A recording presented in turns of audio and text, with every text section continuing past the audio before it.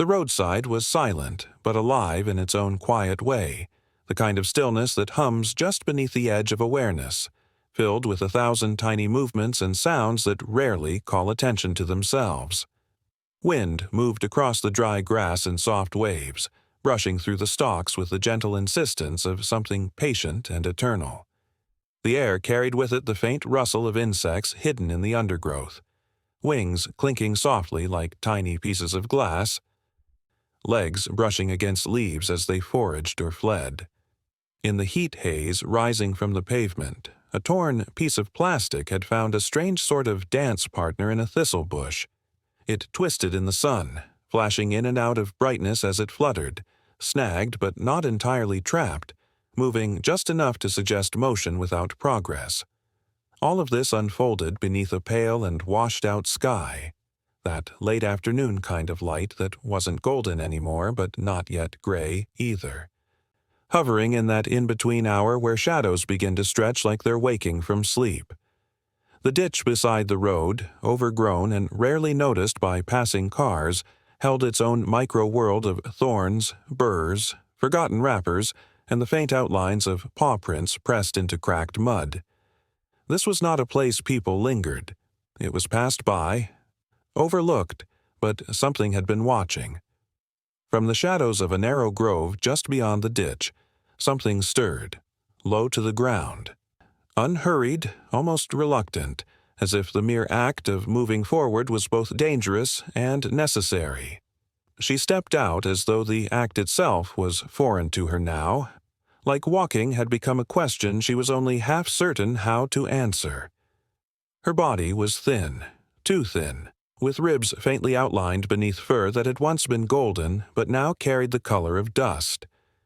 There was something cautious about the way she moved, not the light-footed elegance of a predator, but the deliberate quiet of an animal that had learned, perhaps the hard way, that the world was not always kind.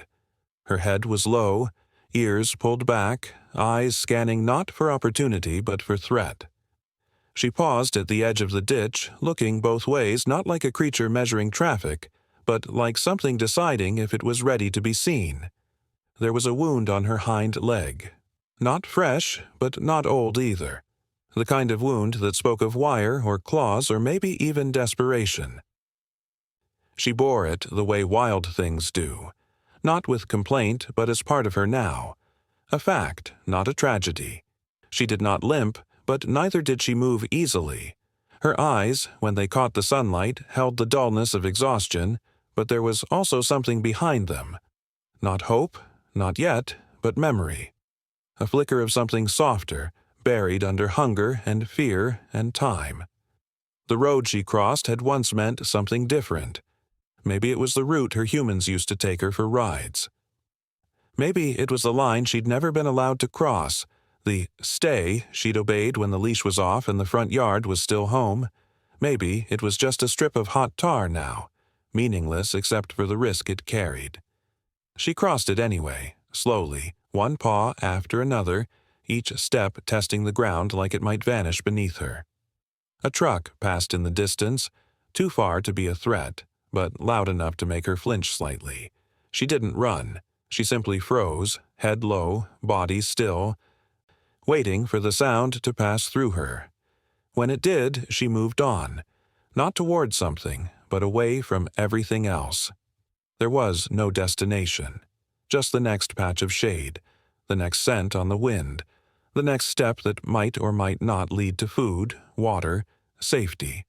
Behind her, the grove remained undisturbed, as though she had never emerged at all. In a way, it was true. This wasn't the first time she had watched from that cover, nor would it be the last unless something changed. She had been circling this stretch of road for weeks, according to the accounts of a nearby farmhand who'd left food scraps near the fence line. But she never came close. Not when people were present. Not when eyes were on her. She was a ghost, seen only in the early mornings or just before dusk, when the air cooled and the sky changed and human attention turned elsewhere. She had mastered the art of being invisible, of surviving just beneath the surface of other people's lives. And yet, today she stepped out, Not entirely willingly, but also not by accident. Something had shifted. Perhaps hunger had grown louder than fear. Or perhaps the scent on the wind carried something new. The trace of fresh water, the faintest memory of kibble, the echo of a voice that, while not familiar, wasn't cruel either. She paused again near a culvert, where runoff had gathered in a shallow pool lined with algae and mosquitoes. Her tongue flicked out, cautious, testing. She drank just enough to wet her throat. Her ears flicked at every sound: a sparrow's wings, a snapping weed, the distant hum of tires on asphalt. She didn't belong to this place, but she had adapted to it, the way some animals adapt to cages or deserts or loneliness. Not through ease, but through necessity. Her body told the story of skipped meals, cold nights, fights she hadn't chosen but hadn't been able to avoid. Her fur was patchy along her back. A scar traced just beneath her collarbone where a collar may once have been, or where someone tried to catch her. Trust was not something she had anymore, not in the open, but she lingered near the edge of the road all the same. Somewhere, not far off, a wildlife rehab team had been watching, not with traps, not with urgency, but with patience. They had left bowls of food farther and farther from the grove, each one untouched until the third day, when the camera caught her sniffing the edge. Eyes flicking wildly as though the air itself might bite. Then, a day later, she had eaten. Not much, just a mouthful. Enough to keep going. Enough to make her come back. Her body, thin as it was, had begun to respond. Slightly. She was no longer just surviving. She was weighing options. And today she had chosen to step out in full view. Not near anyone. Not within reach. But out of the grove, across the road, and into the world of movement and noise again. That meant something. The rehab team watched from a distance, resisting the urge to approach. You don't chase a dog like this. You don't corner them or coax them with whistles or claps. You let them decide. You earn it, quietly, over time. And so the roadside remained, humming, rustling, breathing. The plastic in the thistle bush danced its same lonely dance. A crow called from a power line, unseen but unmistakable. The wind picked up again, stirring dust and dandelion seeds into the late afternoon air. And the dog, not yet rescued, not yet safe but no longer hiding, walked on, step by step, bone by bone, moment by moment. A heartbeat in the stillness, a fragile beginning, a reason to hope. The roadside was silent, but it pulsed with a subtle kind of life.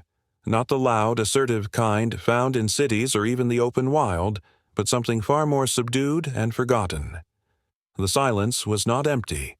It was full of tiny, overlooked details that filled the space like invisible brushstrokes. The tall grass, brittle and sun-bleached, leaned and swayed under a soft breeze that whispered through the field like a secret no one wanted to hear.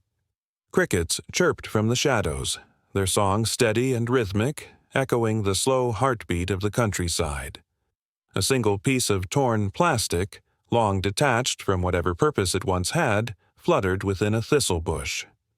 It caught slivers of light each time it twisted, throwing back a dull glimmer before turning once more into shadow.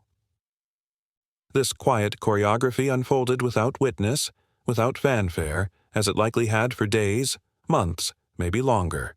The ditch beside the road was deep and dry, its edges collapsed in places by time, animals, or perhaps the occasional passing boot.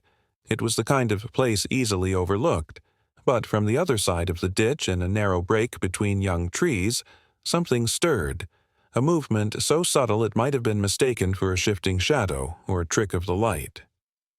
There was hesitation in the motion, as though the one making it wasn't sure they were allowed to move, or maybe wasn't sure if it was time.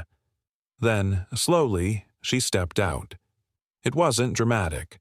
There was no gasp of surprise, no swell of music, no alert to her arrival. She didn't rush forward or even seem particularly eager to leave the safety of the trees. She emerged with the weariness of something already broken. Her paws moved over the dry gravel with care, not out of fear, but out of exhaustion. Her entire frame moved like a memory, quiet, half-faded, and reluctant to make contact with the present. Her ribs pressed against the sides of her body with every breath, clear beneath fur that had lost its gloss and clung in uneven tufts to her skin. Mud crusted her legs. There was no collar, no sign of belonging, no indication she had ever had a home. But there was something unmistakably domestic about her. She was not wild, not entirely. Her eyes, alert but guarded, scanned the roadside as if searching for something familiar that had long stopped appearing. Her head tilted slightly at the sound of distant tires. Not close, but not far either. She didn't move to run. She didn't even flinch. The sound passed, and she remained still, the weight of her stillness more telling than motion could ever be. It wasn't clear how long she had been there. Judging by the way she moved, not only her body but the deliberate pace of her steps, it had been a long while. She didn't limp, but her gait suggested soreness in places she no longer felt the need to protect. Her tail hung low, not tucked, not afraid, just tired. Occasionally she'd pause and sniff the wind, as if following a trail, but never one fresh enough to lead anywhere. There was no frenzy in her searching, no frantic behavior common to the newly abandoned. This wasn't new. She'd long since passed the panicked stage and settled into that quieter realm of resignation, where hope no longer burned but instead smoldered somewhere deep and quiet, almost cold. Her presence here seemed as much a part of the roadside as the weeds growing through the cracked pavement or the rusted metal of an old road sign barely visible behind vines. She belonged here now, or at least had become something the landscape had grown used to, a moving part of its forgotten edges. A truck rumbled by, sending a gust of warm exhaust into the air. She turned her head slightly but did not retreat. Her ears moved, one flopping lazily, the other perked, but her body remained anchored. She watched the truck disappear down the road, her eyes following the taillights as if tracking a fading star. Then, slowly, she lowered herself to the ground. Not in panic, not even in caution, but in the manner of something used to conserving what little energy it had left. Her limbs folded beneath her like worn cloth, and she rested her head on her front paws, eyes still open, still scanning the horizon. Time passed without much difference, as it often does in places like this. The shadows stretched gradually, pulled longer by the setting sun, and the breeze cooled slightly. Somewhere in the distance, a hawk cried out. Somewhere else, a child's laughter drifted faintly, carried by the wind from a farmhouse unseen. She did not respond to the sounds. Not the hawk, not the child, not the rustle of a rabbit darting through the brush nearby. Her world had narrowed, not in vision, but in scope. She saw it all. She simply didn't care. Not anymore. Not in the way that made her chase, bark, run, beg. She had learned that none of those actions yielded return. So instead, she waited. Not actively, not with the anticipation of someone counting seconds, but with the passive endurance of something that has learned patience through necessity. Her body was still, but her eyes held movement, scanning, watching, learning the patterns of a place that gave nothing and promised even less. And yet, she stayed. Not because she wanted to, perhaps not even because she had nowhere else to go, but because this was the last place she remembered being with someone. The memory may have been faint, worn down by the elements, but it anchored her more securely than any fence or leash ever could. A butterfly landed near her paw. She didn't react. It flitted away. A beetle crawled over a nearby stone, vanishing into a crack in the earth. Still, she lay motionless. Her breathing was shallow but steady, the kind of breathing that suggests survival, not comfort. Occasionally, a fly buzzed near her ears. She twitched but didn't raise her head. Her skin, marked in places by tiny scabs and old bites, bore silent testimony to nights spent under stars with no shelter. Hunger had become less a pain and more a sensation she wore, like her fur, something she carried always but no longer noticed. The dogs that had passed through this way before, if there were any, had not stayed. But she did. Maybe out of instinct, maybe out of memory, maybe out of some inexplicable pull we'll never quite understand. Somewhere, not far away, a screen door creaked open and closed. A human voice, vague, distant, indistinct, called out, maybe for a child, maybe for another dog. Her ears twitched again. This time she raised her head, just slightly. Her eyes narrowed in focus. She knew that voice didn't belong to her past, but the sound of a human speaking still carried meaning. She waited, listening. It came again. Still not hers, still not for her. She lowered her head once more. The wind picked up, bending the grass farther, scattering dry leaves across the road. Night was coming, slowly, without urgency. She remained in place, part of the landscape, a living stillness. She wasn't lost anymore, not really. She had been found by silence, claimed by routine, adopted by the space between places. And yet, had someone pulled over just then, had a car door opened and a familiar voice said her name, truly her name, the one she hadn't heard in months, everything in her might have shifted. The fatigue might have given way to disbelief, then to a trembling kind of joy. Her legs, slow to move now, might have found their strength. Her tail, heavy with disuse, might have wagged. Her ears might have stood at attention. She might have stood, stepped forward, hesitated only briefly before breaking into a run. The moment had not come. It might never, but the part of her that had once known love, once known warmth, once known the sound of laughter not carried by wind but directed toward her, that part hadn't died.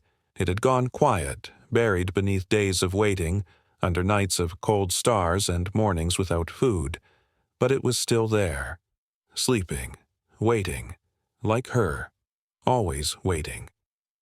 The roadside was silent but alive in its own quiet way, the kind of stillness that doesn't signal absence but rather a different rhythm of life.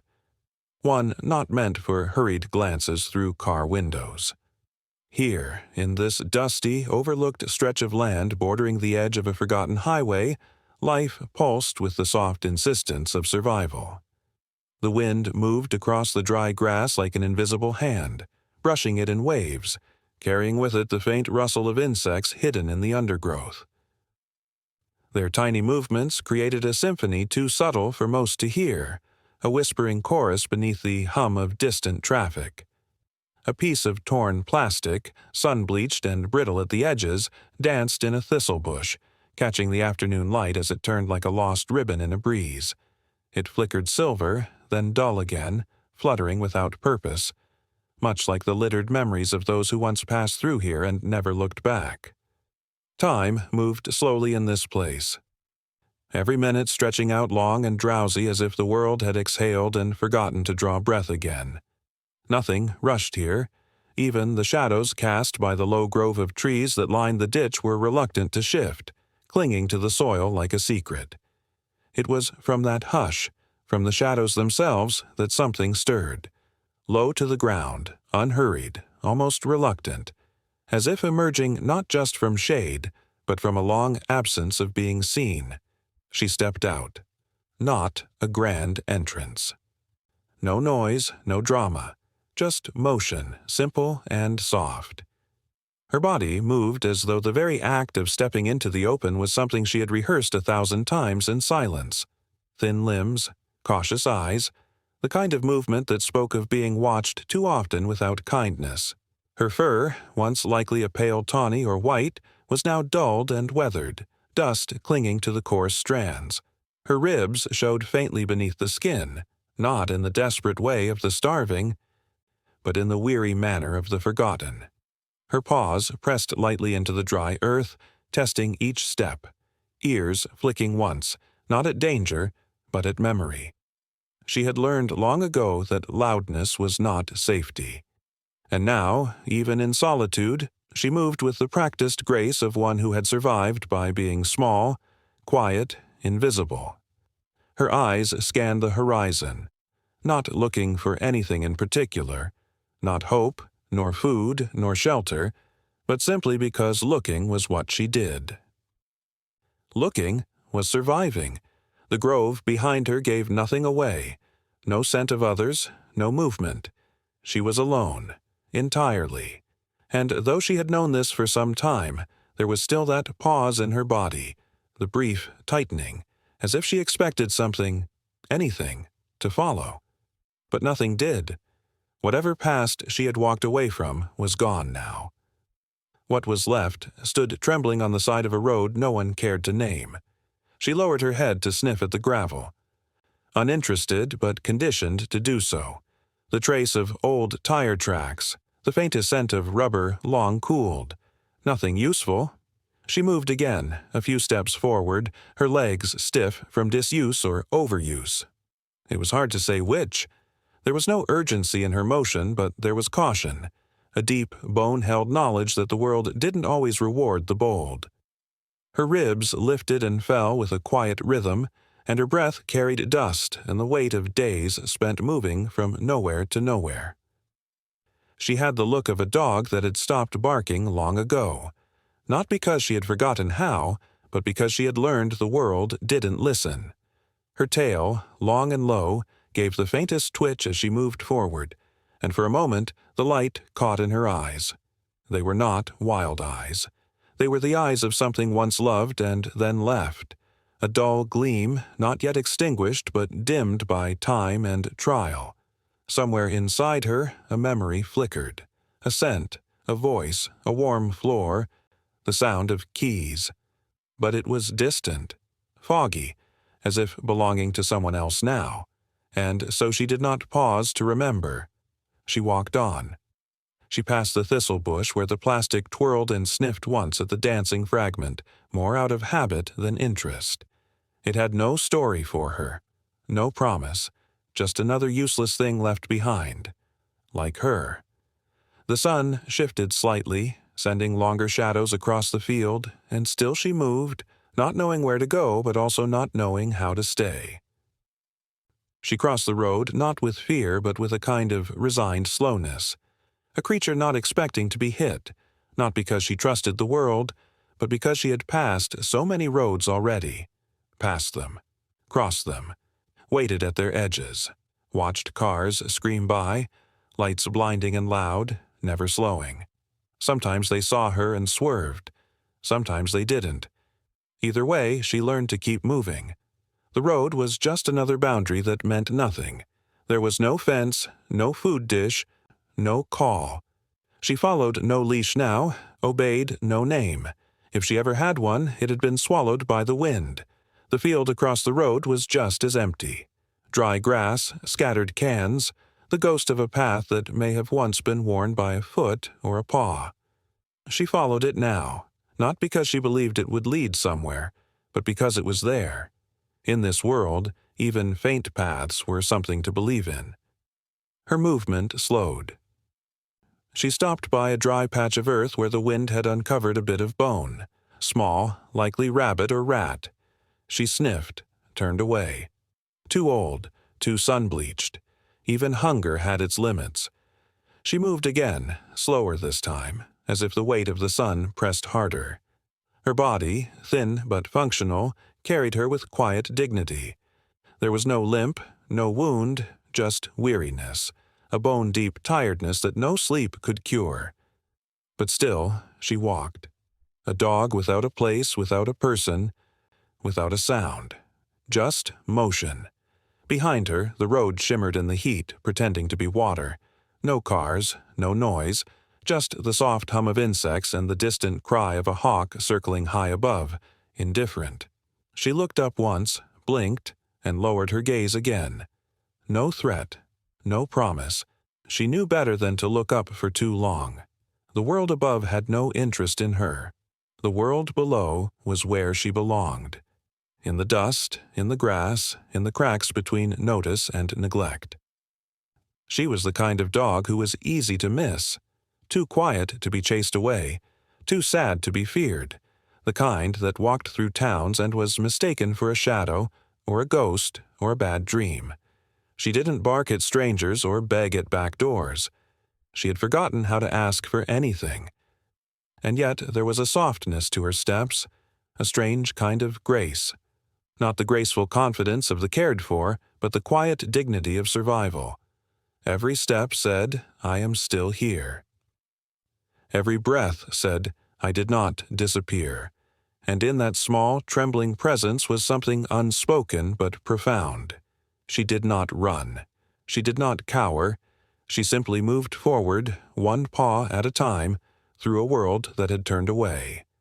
And in the golden light of that late afternoon, as the sun began to bow low and the wind curled around her frame, it was possible, just for a moment, to imagine that someone might notice her. Someone might stop, might see not just a dog, but a story. A story of waiting, of wandering, of wanting.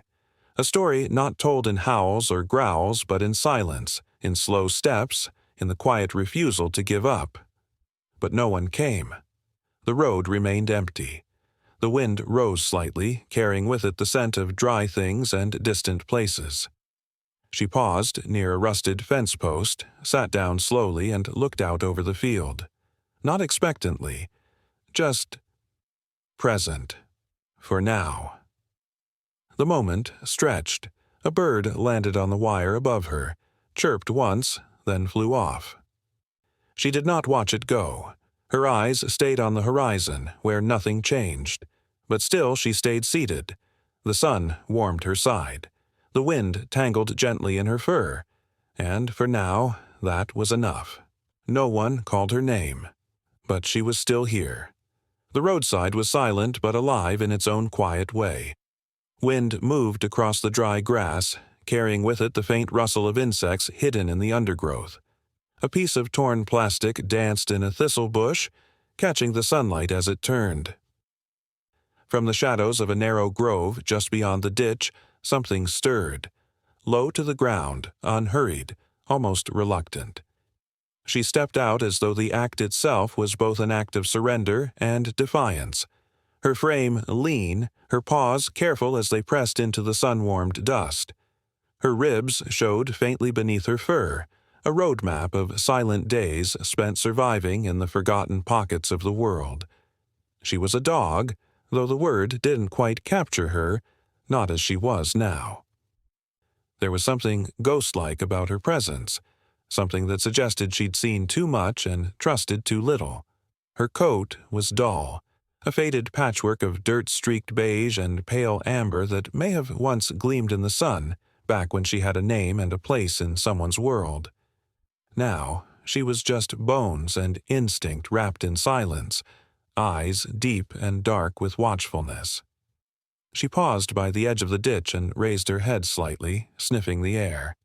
Not just for food, but for the rhythm of safety, the invisible pulse of threat or comfort. Her ears twitched at the far-off sound of tires on gravel, but she didn't flinch. This world of rustling weeds and garbage-strewn shoulders had taught her patience. There was no room for sudden moves. She lingered near the thistle bush where the plastic danced, letting the wind stir through her fur.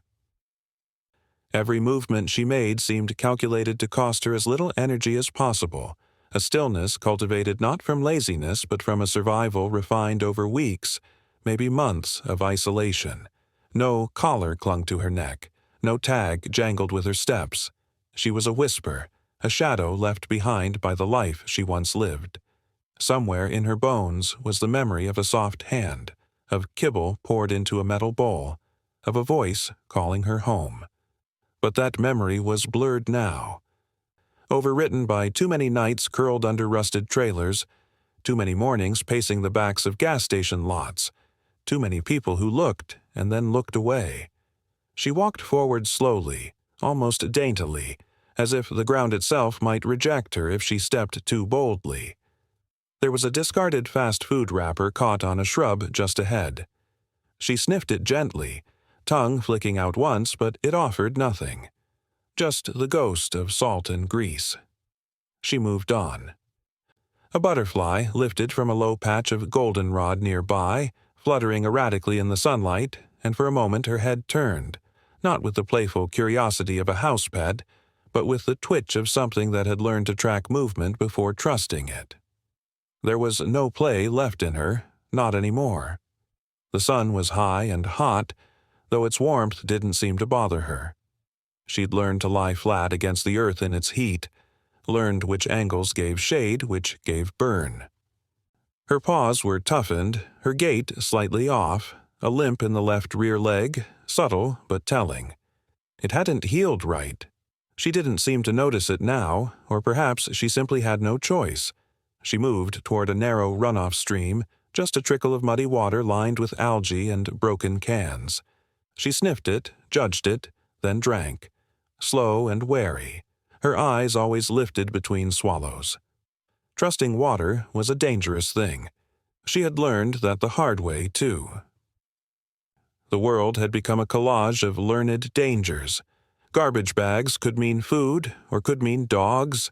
People could mean help or hurt, and often the latter came faster. The sound of footsteps meant nothing good. Car doors meant run. Kindness was a thing she had watched from a distance, too unpredictable to approach, too inconsistent to believe in. Behind her, deeper in the grove, two more shadows stirred, smaller, clumsier, wide-eyed. Puppies, though not quite babies anymore. Their legs were long and awkward, still learning the timing of movement. One tripped on a branch, the other nosed at a pine cone. They watched her with that childlike confidence that hadn't yet been trained out of them, unaware of how fragile they really were. She turned her head once toward them. No sound, just a glance, and they immediately quieted, crouching lower in the brush. It wasn't fear. It was discipline. She had taught them that.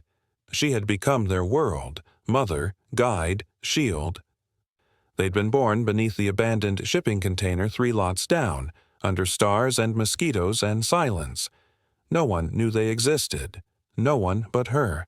She had nursed them through thunderstorms and heat waves, had dragged back scraps of food from dumpsters and parking lots, growling low when other strays came too close. She had hidden them from coyotes, from passing trucks, from well-meaning people with leashes and good intentions. Not because she didn't want help, but because she didn't know the cost of accepting it. Not anymore. She was broken in places no one could see. A dog left behind isn't just lost. She is reprogrammed. Every promise undone, every soft thing turned into a risk. She moved again now, away from the stream, her body angled to shield the view of her pups from the open road. She knew the road, knew its indifference. Cars didn't stop for shadows like her. People didn't slow down for ghosts. She paused again at the edge of the brush, her nose lifting toward something carried on the wind. A smell, faint but unfamiliar. Not food, not danger, something in between. She waited, motionless, and then, from far off, a voice called out. Not loud, not urgent, just there. A human voice carried gently. The pups heard it too. One perked up, tail giving a confused wag. But she stiffened, body low. She remembered that tone. It was the tone that came before a leash, before a cage, before walls that pressed too close. She had been caught once. Once was enough. She had chewed through rope, had bled through wire fencing. Freedom, even lonely, was better than the wrong hands. Still, the voice came again, closer now. And, along with it, a smell she couldn't place. Earthy, soft, warm. It wasn't food. It was something older than that. Something that tugged at the back of her memory. A smell like home. But home was a lie, wasn't it? She didn't move. Behind her, the pups inched forward, curious now. She gave a low, barely audible whine, the warning tone. But they ignored it. The voice was closer still. And then, for the first time in many days, she saw a person step into the clearing. Not fast, not loud. They crouched low. They didn't speak right away. They simply sat, watching. Not staring, not reaching. Just waiting. and something in that made her pause. The person placed something on the ground, a blanket, a can. They didn't toss it, they didn't beg, just let it sit. Her eyes flicked between the object and the person. Minutes passed. The wind shifted. The pups moved again toward the smell. She didn't stop them this time. She watched instead, every muscle tight. They reached the can, sniffed it, looked back at her. Still, she didn't move. The person didn't move either. They were letting her decide. That was new. That was everything. The pups began to eat. Tentatively, messily. She took one step forward, then another. The person looked down, not at her. She came to the edge of the circle, nose twitching. She didn't eat. She only watched. Her legs trembled slightly, not from fear, but from the terrible weight of choice. Could she let herself hope? She didn't know. But she stood there in the golden hush of that roadside afternoon, with the wind brushing through her tired fur, and she let herself consider it. And that, for her, was the beginning. Not trust. Not yet. But the tiniest flicker of something like possibility. The person did not move. The plastic in the thistle bush rattled once more, and in the background a single leaf drifted down from the trees, spinning slowly through the sunlit air. The world held its breath, and for a moment the silence was not empty. It was full of waiting, full of hope. The roadside was silent, but not dead. Rather, it hummed with the soft murmur of unseen life. Wind whispered through the tall, sun-bleached grass, brushing it gently like a lullaby whispered to the earth, causing faint rustles that mingled with the rhythmic drone of insects tucked away in the thistle-choked undergrowth. The afternoon light was tired now, slanting at an angle that turned everything golden and heavy. The cracked asphalt shimmered faintly with residual heat, and on its shoulder a torn piece of plastic fluttered erratically, snagged in the thorny arms of a weeded thistle bush. It danced in slow circles, catching fragments of sunlight and throwing them back in fitful pulses, like a fragile signal from something forgotten. The ditch beside the road held its breath, shallow and dry, its earth cracked in a spiderweb of thirst. Just beyond it lay a narrow grove, a break in the monotonous landscape, half a dozen trees leaning inward like old men sharing secrets, their gnarled limbs offering pockets of shadow that the sun couldn't reach. It was here, from this band of quiet cover, that something stirred. Not loudly, not suddenly. The movement was deliberate but hesitant, as though the act of emerging from concealment had to be weighed, considered, surrendered to. From beneath a low canopy of branches heavy with dust, she stepped forward, not rushed, not fearful, but with the kind of caution that comes from exhaustion rather than danger. Her movements were low to the ground, reluctant, as though every limb had to argue with gravity just to function. She was lean, but not from athleticism, from deprivation. Her ribs were visible beneath her thinning fur, and each step seemed to be negotiated between survival instinct and physical fatigue. She paused just beyond the grove's edge, pause on dry ground, body half in the shadow, half in the golden light, blinking as if the brightness hurt. The scar above her right eye caught the light first, a pale streak against the dark mask of her muzzle, speaking silently of whatever past she carried with her. Her ears were twitching, not in alertness, but in irritation. Flies or memories, it was impossible to say. Her tail was low, not tucked, just trailing, and her sides rose and fell in shallow, controlled breaths, like she was trying to stay small even while exposed. Her eyes scanned the empty road, not expecting kindness, but checking for threat, a habit burned into her after too many nights spent evading engines and shoes. She did not run, even though every fiber of her body bore the signature of a runner. She had run for food, run from voices, run to nowhere. But now, in this still moment, she stood. The wind shifted slightly and brought with it a new scent, faint, strange, artificial. Not one that inspired immediate fear, but neither was it comforting. It simply was.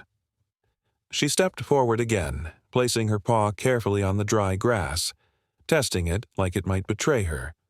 The flies buzzed lazily, spiraling in aimless patterns above her. Her body had adapted to this weightless state of alertness, the liminal space between wild and broken, between lost and surviving. Somewhere in the distance, a car engine revved, but it was far away enough not to warrant her full attention. She was focused on the present moment, the feel of the ground, the warmth still held by the earth, the scent trail left behind by whatever had passed here before her. She padded forward, slow and low, crossing from the tree line into the openness of the roadside, a space she had learned to distrust. She paused again, body tense. Her eyes searched the empty road, perhaps not hoping to find anyone, but hoping not to be found. Her fur, once sleek, now hung in uneven patches around her flanks. Her shoulders were angular, and the bones in her hips jutted out sharply like punctuation marks at the end of every sentence she had endured. There was no panic in her expression, just resignation, a dog whose instincts had not yet dulled, but whose hope had long since scattered on the wind. And then, movement again, but not hers. From the far end of the road, where the heat made the air waver and blur, came the outline of a vehicle. She did not startle. She merely paused, body held still, watching. She knew what these shapes meant, what they could mean. Nothing good ever arrived fast. Her body tensed, not to flee, but to be ready. For what, she didn't know. The car came closer, its engine purring low. Not aggressive, not yet. Still, she backed one step into the shadow again, partially hidden, but still visible. Her eyes never left it. Her body made no sound, not even her breathing. When the car rolled to a stop near her, gravel crackled beneath its tires and she flinched. Not backward, but inward, muscles tightening like an instinctive armor. The car door opened. A human voice, soft, uncertain, called out. Her ears flicked toward it, then away. She knew better. Words meant nothing. Footsteps on dry grass. Crunch, crunch. She waited. The smell was stronger now. Soap, cotton, worry. The human knelt not too close. They didn't reach out, not yet. Just stayed there, making themselves small, the way some of them did when they wanted something from her. She tilted her head, not because she was curious, but because this was how she had learned to see better. Her eyes narrowed, her nose twitched. The wind moved again, stirring her fur. The human didn't advance. They just waited. Time passed like slow molasses, stretching between them. And then, something changed. Her shoulders dropped a fraction. Her weight shifted slightly forward. One paw moved ahead, then another. Her eyes remained locked on theirs, as if asking a question even she couldn't quite phrase. She moved in slow motion, drawn forward not by trust, but by some thin thread of desperation. Hunger, maybe. Loneliness, certainly. The human reached into a pocket, brought out something. A smell. Food, real food. She stopped, nostrils flaring. Not close enough yet. She stayed just out of reach, watching. The hand placed the offering on the ground and withdrew. The human leaned back. No sudden moves, no tricks. She waited. 10 heartbeats. 20. Then she crept forward, each step deliberate like walking through a dream. Her nose reached the offering before her mouth did. She sniffed, hesitated, then a flick of her tongue, and another. The food was gone too fast. Her eyes lifted, cautious but wanting. The human still didn't move. She took a step closer. They spoke again, soft words, not commands. Just sounds. She didn't understand them, but she recognized the tone. Not a threat, not a lure, just presence. Her muscles twitched again involuntarily. A shiver passed through her, though it wasn't cold. It was something older than weather. Her tail moved slightly, unsure, and then the human extended a hand. slowly. Open palm. She looked at it, then back to their eyes. There was no fear there, no shouting, no leashes. Just a question, not spoken, but felt. She inched forward. Her nose brushed the hand, and for the first time in many weeks, she allowed herself a single breath of calm. It was not trust, not yet, but it was the beginning of remembering what it felt like not to run.